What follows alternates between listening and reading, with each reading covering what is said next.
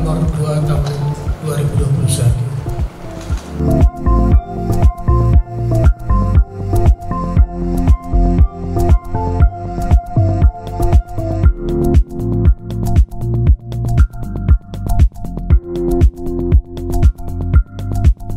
Aspirasi-aspirasi yang kalian sampaikan setidaknya kita dorong dan masuk dalam implementasi Undang-Undang Nomor 2 Tahun 2021. Jadi hari ini kalau kabupaten kota mendapatkan alokasi anggaran yang tadinya di provinsi kemudian kita pindahkan ke kabupaten, dari alokasi mungkin biayanya dapat 36 miliar, hari ini naik jadi 140 ya, 150 miliar. Itu karena sering kita bertemu dan sering kita berkomunikasi seperti ini. Jadi kalau saya tidak datang, pasti tidak semua hal bisa kita lahirkan. Tapi kalau saya sering datang ke Papua, akhirnya banyak hal kita bisa lahirkan untuk kepentingan masyarakat di daerah.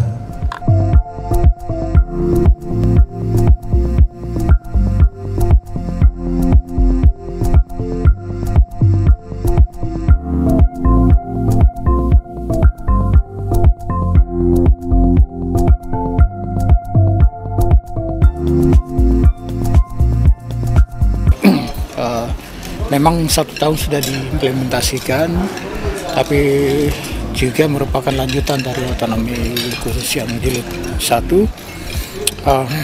Evaluasi kami memang tidak terlalu detail, tetapi berterima kasih karena Pak Mandenas bisa dapat berdialog langsung dengan hampir kita mau bilang semua lapisan masyarakat yang terwakili di dalam pertemuan hari ini.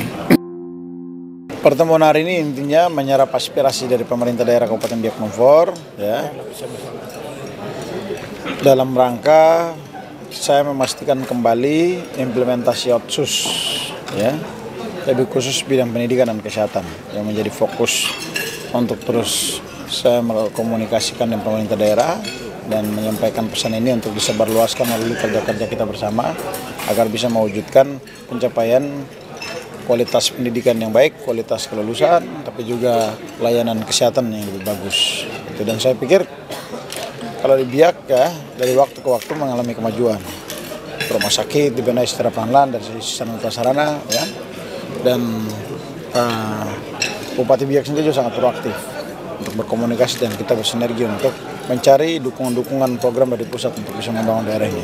Jadi prinsipnya kita akan mendorong ke level teknis untuk maksimalkan menggunakan anggaran untuk membangun daerah ini khususnya prioritas pendidikan dan kesehatan. Yang kedua, di level kebijakan akan kita benahi secara bertahap dan kinerja ketika bagus di bawah kita berikan apresiasi, kita dorong lagi untuk ditingkatkan. Gitu. Tapi prinsipnya bahwa minimal masyarakat di daerah tahu bahwa dalam situasi yang ekonomi seperti ini kita harus bisa memanfaatkan maksimal semua sumber daya dan potensi yang ada untuk kita bisa membangun daerah ini dan terutama membangun masyarakatnya. Jadi saya pikir di Biak ini ya sedikit demi sedikit mengalami kemajuan. Ya, memang masalah utama kita adalah transportasi. Gitu. Tapi ya mudah-mudahan transportasi ke depan saya berharap ada dukungan dari pemerintah pusat juga untuk bagaimana maskapai penerbangan kita bisa direct flight masuk Biak lagi kembali dari Jakarta, kemudian mungkin Biak Jayapura. Jadi bisa membuka akses ya transportasi dan juga dengan adanya akses transportasi yang terbuka bisa mendorong peningkatan investasi di daerah ini. Itu karena daerah bisa maju dan tidaknya tergantung transportasi. Kalau transportasinya berkembang dengan baik, melayani rute-rute tertentu, maka pasti distribusi barang juga akan semakin cepat, investasi akan semakin meningkat.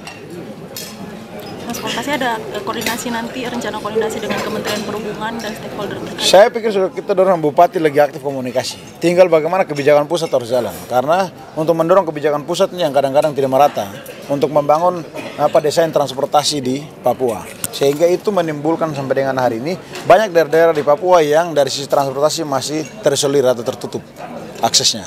Tapi kalau buka akses dan pemerataan secara baik, pasti Biak ini bisa maju juga seperti biasa. Sampai hari ini sudah kita berjuang terus untuk minta buka kembali akses penerbangan internasional, juga belum dibuka-buka juga. Itu. Nah, saya berharap harus dibuka. Bila perlu nanti kita minta kalau memang Lion Air atau Batik Air bisa setuju untuk buka rute internasional di sini ke Jepang dan mungkin ke Papua Nugini dan juga ke Los Angeles buka itu. Supaya tidak hanya terpusat di Pulau Jawa dan juga di Bali dan Sulawesi, tapi harus sampai ke Papua.